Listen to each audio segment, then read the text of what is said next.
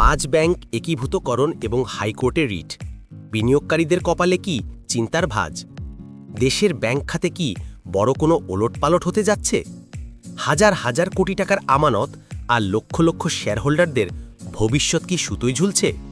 গত কিছুদিন ধরেই দেশের অর্থনীতির সবচেয়ে আলোচিত বিষয় সংকটে থাকা 5টি বেসরকারি ব্যাংকের একীভূতকরণ বা মার্জার। সরকার সিদ্ধান্ত নিয়েছে এই 5টি ব্যাংককে মিলিয়ে একটি নতুন শক্তিশালী ব্যাংক গঠন করা হবে। নাম প্রস্তাব করা হয়েছে ইউনাইটেড ইসলামিক ব্যাংক বা সম্মিলিত ইসলামিক ব্যাংক। কিন্তু প্রশ্ন হলো, যেই সাধারণ বিনিয়োগকারীরা এই ব্যাংকগুলোর শেয়ার কিনেছিলেন তাদের কি হবে?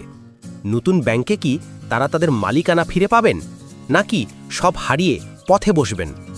এই আশঙ্কার জট খুলতেই এবার বিষয়টি গড়িয়েছে উচ্চ আদালতে। 5 ব্যাংক একীভূতকরণের বৈধতা চ্যালেঞ্জ করে হাইকোর্টে দায়ের করা হয়েছে রিট। আজকের ভিডিওতে আমরা জানব কেন এই রিট, আইনজীবীরা কি বলছেন এবং এই একীভূতকরণ প্রক্রিয়া আসলে সাধারণ মানুষের ওপর কি প্রভাব ফেলবে। এ সংক্রান্ত বিস্তারিত তথ্য জানাবো আজকের ভিডিওতে। প্রিয় ভিউয়ার, আসসালামু আলাইকুম। আজকের নতুন ভিডিওতে আপনাকে স্বাগত জানাচ্ছি। আপনি যদি আমার চ্যানেলে নতুন হয়ে থাকেন তাহলে এরকম নতুন নতুন ভিডিওর আপডেট পেতে চ্যানেলটি সাবস্ক্রাইব করে রাখুন। ভালো লাগলে লাইক কমেন্ট করুন আর সম্পূর্ণ ধারণা পেতে পুরো ভিডিওটি না টেনে দেখুন। তাহলে শুরু করা যাক। ঘটনার সূত্রপাত মঙ্গলবার 18 নভেম্বর। দেশের পুঁজিবাজারে তালিকাভুক্ত এবং বর্তমানে চরম সংকটে থাকা 5টি বেসরকারি ব্যাংক একীভূত করার যে সিদ্ধান্ত সরকার নিয়েছিল তার বৈধতা চ্যালেঞ্জ করে হাইকোর্টে একটি রিট দায়ের করা হয়। এই রিটটি দায়ের করেছেন সাধারণ বিনিয়োগকারী শহীদুল ইসলামের পক্ষে সুপ্রিম কোর্টের আইনজীবী ব্যারিস্টার সৈয়দ মাহসিব হোসাইন। রিটে বিবাদী বা রেসপন্ডেন্ট করা হয়েছে খোদ বাংলাদেশ ব্যাংকের গভর্নর, অর্থ সচিব এবং অর্থ মন্ত্রণালয়ের সংশ্লিষ্ট ঊর্ধ্বতন কর্মকর্তাদের। এখন প্রশ্ন হল, হঠাৎ কেন এই রিট? মূলত গত 9 অক্টোবর অন্তর্বর্তী সরকারের উপদেষ্টা পরিষদ একটি বড় সিদ্ধান্ত নেয়। সিদ্ধান্তটি ছিল ফার্স্ট সিকিউরিটি ইসলামী ব্যাংক, গ্লোবাল ইসলামী bank, union bank, Exim bank এবং সোশ্যাল ইসলামিক ব্যাংককে একীভূত করে একটি নতুন শরিয়া ভিত্তিক ব্যাংক গঠন করা হবে। সরকার বলছে এই ব্যাংকগুলো এতটাই খারাপ অবস্থায় আছে যে এদের আলাদাভাবে টিকিয়ে রাখা সম্ভব নয়, তাই এদের এক করে একটি শক্তিশালী কাঠামো দাঁড় করানো হবে। কিন্তু এখানেই সাধারণ বিনিয়োগকারীদের মনে দানা বেঁধেছে চরম আতঙ্ক। রিটকারী পক্ষের দাবি, সরকার ব্যাংকগুলো এক করছে ঠিকই, কিন্তু যারা পুঁজিবাজার থেকে কষ্টার্জিত টাকা দিয়ে এই ব্যাংকগুলোর শেয়ার কিনেছিলেন তাদের ব্যাপারে কোনো স্পষ্ট নির্দেশনা দেওয়া হয়নি। নতুন যে সম্মিলিত ইসলামী ব্যাংক গঠিত হবে সেখানে কি পুরাতন শেয়ারহোল্ডারদের কোনো শেয়ার থাকবে, নাকি তাদের শেয়ারের মূল্য শূন্য হয়ে যাবে? এই অস্পষ্টতা থেকেই মূলত আইনি লড়াইয়ের শুরু। রিটকারী আইনজীবী ব্যারিস্টার সৈয়দ মাহসিব হোসাইন বিষয়টি নিয়ে অত্যন্ত গুরুত্বপূর্ণ কিছু আইনি পয়েন্ট তুলে ধরেছেন। তিনি সরাসরি সংবিধানের প্রসঙ্গ টেনে এনেছেন। তার মতে, বাংলাদেশের সংবিধান অনুযায়ী প্রত্যেক নাগরিক সম্পত্তি অর্জন এবং ব্যবসা করার পূর্ণ অধিকার রয়েছে। একজন সাধারণ বিনিয়োগকারী যখন শেয়ার মার্কেটে কোনো ব্যাংকের শেয়ার কেনেন তখন তিনি আইনত ওই প্রতিষ্ঠানের আংশিক মালিক হন। এটি তার সম্পত্তি। ব্যারিস্টার মাহসিব বলেন, আমার মক্কেলের মতো হাজার হাজার সাধারণ বিনিয়োগকারী পুঁজিবাজারে লেনদেন হওয়া এসব ব্যাংকের শেয়ার কিনেছেন। এখন প্রস্তাবিত নতুন ব্যাংকে যদি তাদেরকে কোনো শেয়ার বরাদ্দ না দিয়েই সরকার একীভূতকরণের কাজ শেষ করে, তবে তা হবে তাদের মৌলিক অধিকারের সরাসরি লঙ্ঘন। রিটে আদালতের কাছে একটি বিশেষ নির্দেশনা চাওয়া হয়েছে। তা হল, প্রস্তাবিত সম্মিলিত ইসলামী ব্যাংক বা নতুন যে নামেই ব্যাংকটি হোক না কেন, সেখানে যেন সংশ্লিষ্ট 5 ব্যাংকের সাধারণ শেয়ারহোল্ডারদের তাদের বিদ্যমান শেয়ার হোল্ডিং অনুপাতে শেয়ার দেওয়া হয়। অর্থাৎ যার কাছে এখন যত শতাংশ শেয়ার আছে, নতুন ব্যাংকেও যেন তার আনুপাতিক হারে মালিকানা বজায় থাকে।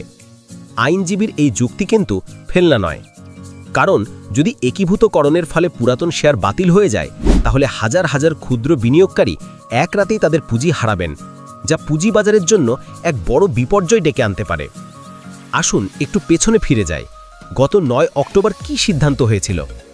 অন্তর্বর্তী সরকারের উপদেষ্টা পরিষদ যখন ব্যাংক খাতে সংস্কারে হাত দেয় তখন তারা দেখে যে এই 5টি bank first security, global, union, Exim এবং সোশ্যাল ইসলামী ব্যাংক তীব্র তারল্য সংকটে ভুগছে। অভিযোগ আছে গত কয়েক বছরে ব্যাপক অনিয়ম এবং দুর্নীতির কারণে এই ব্যাংকগুলো প্রায় দেউলিয়া হওয়ার পথে। এই পরিস্থিতি সামাল দিতেই সরকার মার্জার বা একীভূতকরণের পথ বেছে নেয়। সিদ্ধান্ত হয় এই 5টি ব্যাংক মিলে একটি নতুন সত্তা তৈরি হবে। নতুন ব্যাংকের নাম প্রস্তাব করা হয় 2টি, ইউনাইটেড ইসলামিক ব্যাংক বা সম্মিলিত ইসলামিক ব্যাংক। কিন্তু প্রশ্ন হল, যে সাধারণ বিনিয়োগকারীরা এই ব্যাংকগুলোর শেয়ার কিনেছিলেন তাদের কি হবে? নতুন ব্যাংকে কি তারা তাদের মালিকানা ফিরে পাবেন, নাকি সব হারিয়ে পথে বসবেন? এই আশঙ্কার জট খুলতেই এবার বিষয়টি গড়িয়েছে উচ্চ আদালতে। 5 ব্যাংক একীভূতকরণের বৈধতা চ্যালেঞ্জ করে হাইকোর্টে একটি রিট দায়ের করা হয়। একজন সাধারণ বিনিয়োগকারীর কথা ভাবুন। ধরুন আপনি পুঁজিবাজার থেকে ফার্স্ট সিকিউরিটি বা ইউনিয়ন ব্যাংকের 10,000 শেয়ার কিনেছেন। আপনি আশা করছিলেন বছর শেষে ডিভিডেন্ড পাবেন বা শেয়ারের দাম বাড়লে বিক্রি করবেন। এখন হঠাৎ শুনলেন আপনার কেনা ব্যাংকটি আর থাকছে না, এটি অন্য 4টি ব্যাংকের সাথে মিলে নতুন নাম ধারণ করবে। স্বাভাবিকভাবেই আপনার মনে প্রশ্ন জাগবে, আমার 10,000 শেয়ারের কি হবে?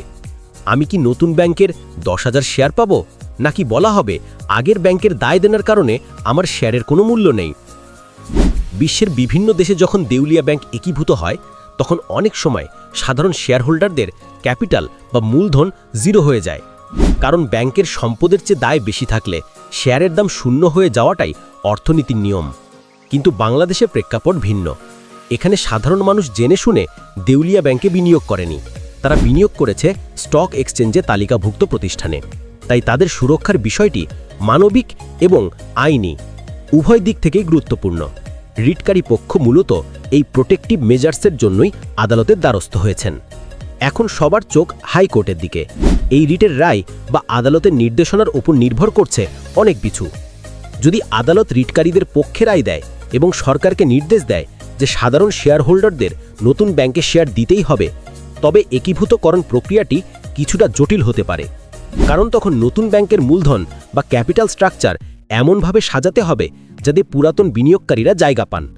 অন্যদিকে সরকার ও বাংলাদেশ ব্যাংকের আইনজীবীরা হয়তো যুক্তি দেবেন যে ব্যাংকগুলোর আর্থিক অবস্থা এতটাই নাজুক যে শেয়ার হোল্ডারদের দাবি মেটানো কঠিন। তবে বিশ্লেষকরা বলছেন, যেহেতু ব্যাংকগুলো পাবলিকলি লিস্টেড বা পুঁজিবাজারে তালিকাভুক্ত, তাই সাধারণ বিনিয়োগকারীদের স্বার্থ উপেক্ষা করার সুযোগ নেই। এমনটি হলে ভবিষ্যতে কেউ আর ব্যাংকের শেয়ারে বিনিয়োগ করতে সাহস পাবে না। পুরো শেয়ার মার্কেট থেকে আস্থার সংকট তৈরি হবে। ব্যারিস্টার মাহসিব হোসাইন যেমনটি বলেছেন, এটি কেবল টাকার বিষয় নয়, এটি সংবিধান স্বীকৃত ব্যবসার অধিকার এবং সম্পত্তির অধিকার। সুপ্রিয় দর্শক, 5 ব্যাংকের এই একীভূতকরণ বাংলাদেশের ব্যাংকিং ইতিহাসের এক নজিরবিহীন ঘটনা। একদিকে লক্ষ লক্ষ আমানতকারীর টাকার শিকদি, অন্যদিকে হাজার হাজার শেয়ার হোল্ডারদের পুঁজির সুরক্ষা। সরকার এবং আদালতকে এখন এই দুয়ের মধ্যে একটি ভারসাম্য খুঁজে বের করতে হবে। হাইকোর্ট এই রিটের প্রেক্ষিতে কি আদেশ দেন তার উপর নির্ভর করছে এই 5 ব্যাংকের সাধারণ বিনিয়োগকারীদের ভাগ্য। আমরা এই মামলার প্রতিটি আপডেটের দিকে নজর রাখছি। আদালতের পরবর্তী নির্দেশনা আসা মাত্রই তা আমরা আপনাদের জানিয়ে দেব। আপনাদের কি মনে হয়, যারা এই রুগ্ন ব্যাংকগুলোর শেয়ার কিনেছিলেন, নতুন ব্যাংকে কি তাদের শেয়ার দেওয়া উচিত, নাকি ব্যাংকের এই অবস্থার জন্য তাদেরও দায় নেওয়া উচিত? আপনাদের মতামত নিচে কমেন্ট করে জানান। ভিডিওটি ভালো লাগলে লাইক দিন এবং বন্ধুদের সাথে শেয়ার করুন। অর্থনীতির এমন সব গুরুত্বপূর্ণ খবর সবার আগে পেতে আমাদের চ্যানেলটি সাবস্ক্রাইব করতে ভুলবেন না। দেখা হবে পরবর্তী ভিডিওতে। ততক্ষণ পর্যন্ত ভালো থাকুন, সুস্থ থাকুন। আল্লাহ হাফেজ।